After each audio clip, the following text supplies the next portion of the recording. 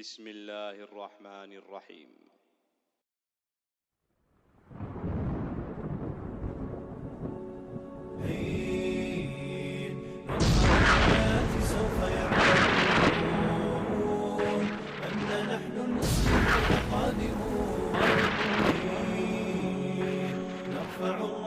سوف يعلمون أننا Ma'asyiral muslimin yang dimuliakan Allah Azza wa Jalla. Baik, kembali ke awal. Bahwa setelah Dajjal merusak ke sana kemari dan pasukan Imam Mahdi tidak sanggup mencegah pasukan Dajjal, akhirnya Imam Mahdi pun terpaksa bersembunyi di Bukit Tur. Di Bukit Tur. Bersembunyi karena mereka tidak sanggup melawan Dajjal. Karena Dajjal tidak bisa dilawan. Makanya Umar bin Khattab ketika hendak membunuh Ibnu Sayyad yang disangka Dajjal, apa kata Rasulullah? Ketika Umar mengatakan, "Ya Rasul, da'ni adrib unuqa." Rasul, biarkan ku penggal tu lehernya si Ibnu Sayyad itu, katanya. Kata Rasul, jangan. In yakunhu fala tastati biqatli. Kalau memang dia betul-betul Dajjal, kau tidak akan bisa membunuhnya.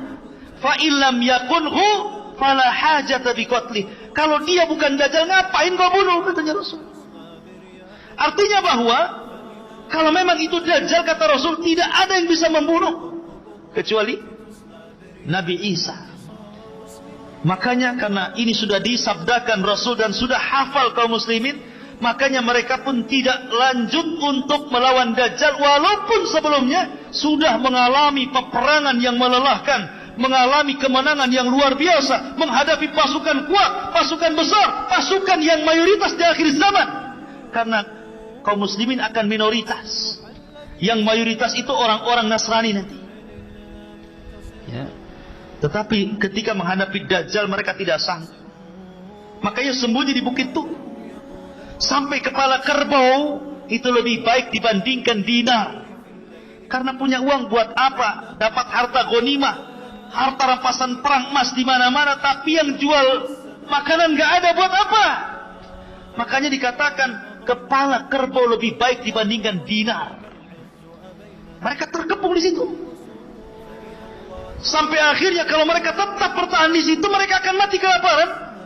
Maka mereka bertekad, sudahlah, daripada kita dalam kondisi seperti ini tersiksa, nyerang tidak, nyerah pun tidak, sudah, kita harus hidup senang atau mati syahid. Maka Imam Mahdi setuju. Pasukan disiapkan. Di malam itu mereka istirahat dengan total, dengan nyenyak. Kemudian datang sepertiga malam mereka bangun. Ketika datang di waktu subuh, mereka pun melantunkan azan. Tiba-tiba Isa bin Maryam turun. Isa bin Maryam turun. Turun ke mana? Turun ke bumi. Ada yang mengatakan, ikhwatu fiddin, kenapa Isa bin Maryam ini turun? Satu alasannya, Isa bin Maryam, hikmah turunnya Isa bin Maryam ke bumi itu, pertama untuk membantah orang Yahudi yang mengatakan bahwa mereka sudah membunuh Isa. Apa kata orang Yahudi? Wa qauluhum inna qatalnal masih ibn Maryam Rasulullah. Maka Allah katakan, wa ma qataluhu wa ma sallabuhu walakin syubbiha lahu, sampai kepada ayat wa ma qataluhu yaqina bal rafa'ahu Allahu ila sama. Orang Yahudi mengatakan kami sudah membunuh Isa bin Maryam Rasulullah. Maka Allah mengatakan mereka tidak membunuhnya. Mereka tidak menyalib di tiang saliban. Bahkan Isa diserupakan sampai kepada ayat, dan mereka tidak yakin membunuhnya. Bahkan Allah angkat Isa sampai ke langit. Ketika dia turun, dia hendak membantah keyakinan orang Yahudi bahwa dia belum dibunuh Yahudi. Enak saja main dibunuh. Saya enggak, masih hidup. Siapa yang membunuh saya? Tidak ada yang membunuh saya. Dengan turunnya Isa bin Maryam terbantahkan prasangka Yahudi. Yang kedua, turunnya Isa bin Maryam untuk menjelaskan kedustaan orang-orang Nasrani yang mengatakan dia anak Tuhan, yang mengatakan dia satu di antara tiga Tuhan, yang mengatakan dia adalah Tuhan itu sendiri. Nanti pada hari kiamat Allah akan memanggil Isa, ya Isa bin Maryam, a anta qulta lin-nasi ittakhiduni wa ummiya ilahaini min dunillah. Kata Allah, hai Isa, kau ya yang mengatakan kepada manusia, ambillah aku dan ibuku sesembahan selain daripada Allah. Kata Isa, subhanak, maha suci engkau ya Rabb, in kuntu qultu faqad alimta, kalau aku mengucapkannya kau sudah tahu. Makanya Isa turun untuk mendustakan prasangka orang-orang Nasrani yang selama ini menganggap Isa Tuhan.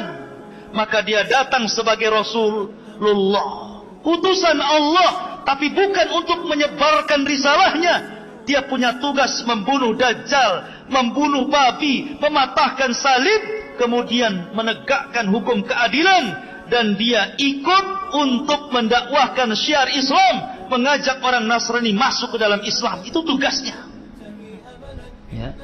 Kemudian yang ketiga, bahwa turunnya Isa bin Maryam itu karena sudah dekat ajalnya. Dia harus turun ke bumi dan akan dikuburkan di bumi karena sudah dekat ajalnya, dia harus turun. Ada juga yang mengatakan itu hikmahnya.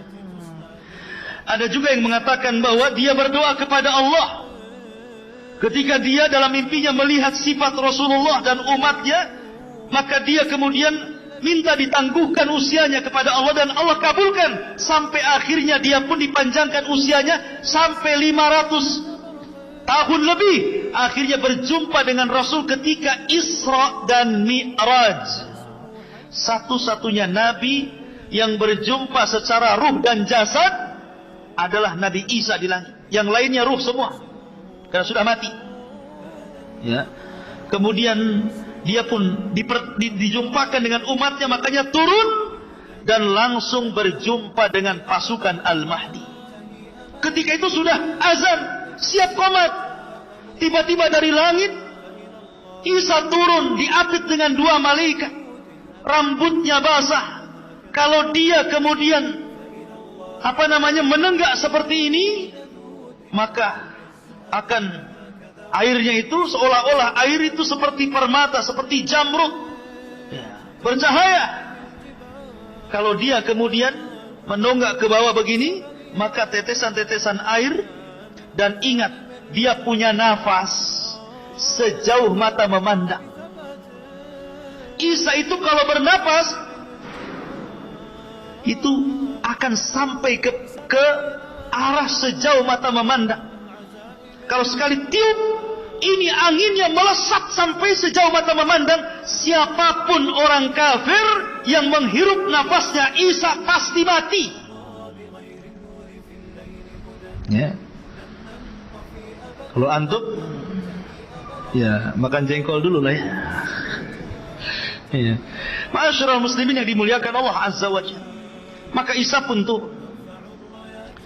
Di mana? Di manar, di sebuah menara yang berwarna putih di Damaskus sana, sebelah timur Damaskus. Menaranya sudah ada. Sampai sekarang sudah ada menara itu, persis seperti yang diwahyukan Rasul sallallahu alaihi wasallam. Yang diwahyukan Allah kepada Rasul sallallahu alaihi wasallam, yang disampaikan kepada kita. Menara itu ada hari ini. Anda tengok aja di Google. Ya. Ma'asyiral muslimin, lah ketika Isa bin Maryam turun, kemudian langsung menemui kaum muslimin yang sedang solat, yang akan solat subuh. Isa bin Maryam mengatakan kepada Imam Mahdi mengatakan kepada Isa, karena langsung kenal. Kenapa Imam Mahdi langsung kenal dia Isa? Karena sudah mendengar hadis-hadis tentang siapa Isa bin Maryam dan ciri-cirinya.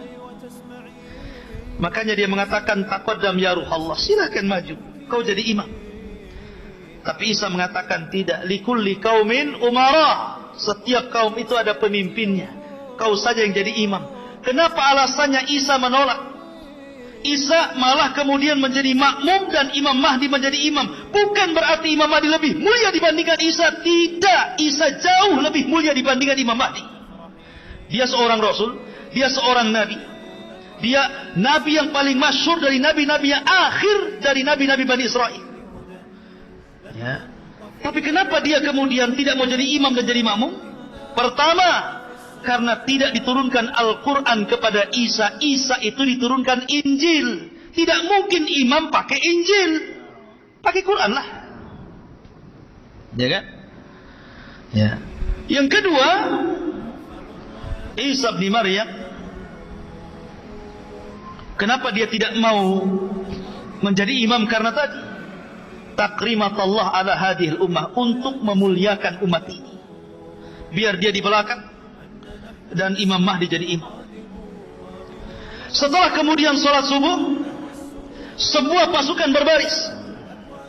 Ketika pasukan berbaris itulah maka Isa bin Maryam mengusap seluruh wajah-wajah tentara-tentara Al-Mahdi yang khulas, yang terakhir. Sisa itulah tentara-tentara yang ada, yang lainnya gugur. Demi Allah ikhwan, tidak ada manusia yang paling bahagia ketika itu kecuali orang-orang yang diusap wajahnya oleh Isa bin Maryam. Kenapa? Karena Isa menyebutkan derajat dan tingkatan mereka di sorga. Isa tidak mengatakan kau akan masuk surga, tapi Isa menyebutkan tingkatannya di surga. Kamu tingkatan sekian, sekian, sekian.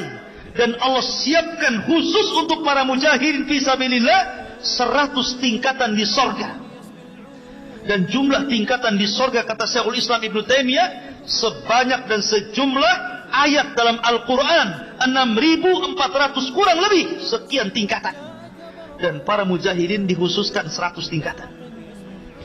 Maka Isa menyebutkan tingkatan-tingkatan kalian di surga. Maka berbahagialah orang-orang yang diusap Isa bin Maryam. Ketika itu Isa naik ke mimbar kemudian berceramah. Aku berikan kalian 3 pilihan. 1, kalian tidak perlu berperang. Kalian tunggu saja di sini. Saya akan berdoa kepada Allah Subhanahu wa taala agar Allah membangkitkan pasukan yang bukan kalian. Biar pasukan itulah yang akan menghancurkan Dajjal dan bala tentaranya. 2, kalian tidak perlu berperang. Biar aku berdoa kepada Allah agar Allah mengirimkan bencana yang sangat dahsyat, sehingga dengan bencana itu meluluhlantakkan Dajjal dan membunuh Dajjal dan para pengikutnya. 3, atau pilihan yang ketiga, kita perang. Saya pimpin kalian. Saya pimpin kalian dan saya jamin menang. Dan saya akan berdoa kepada Allah agar tangan-tangan pasukan Dajjal tidak sanggup mengayunkan pedangnya sehingga tidak bisa menebas kepala kalian. Dan kalian tinggal tebas kepala mereka. Kira-kira yang mana yang enak? Yang nomor 3. Tinggal tebas. Pilih yang nomor 3. Jihad. Perang. Akhirnya setelah itu Imam Mahdi, kemudian Nabi Isa bin Maryam, kemudian kaum muslimin, mereka pun kemudian mulai melakukan penyerangan. Ketika Dajjal tahu bahwa Isa itu sudah turun, maka dia langsung lekas bersembunyi kembali ke Palestina. Tetapi memang usianya sudah dibatasi, hanya 40 hari. Begitulah sabda Nabi SAW. Maka akhirnya kemudian dia pun dikejar Isa bin Maryam, ke timur, ke barat, ke selatan, ke utara, sampai akhirnya tidak ada lagi tempat kecuali di Babil Lud. Dia bersembunyi di Babil Lud. Maka Isa bin Maryam memegang tonggatnya, memegang tombaknya. Kemudian Dajjal melihat Isa seperti garam yang meleleh tersiram air, ketakutan. Maka kemudian Isa pun menghujam dengan tombaknya, kemudian keluar darah untuk membuktikan dia bukan Tuhan.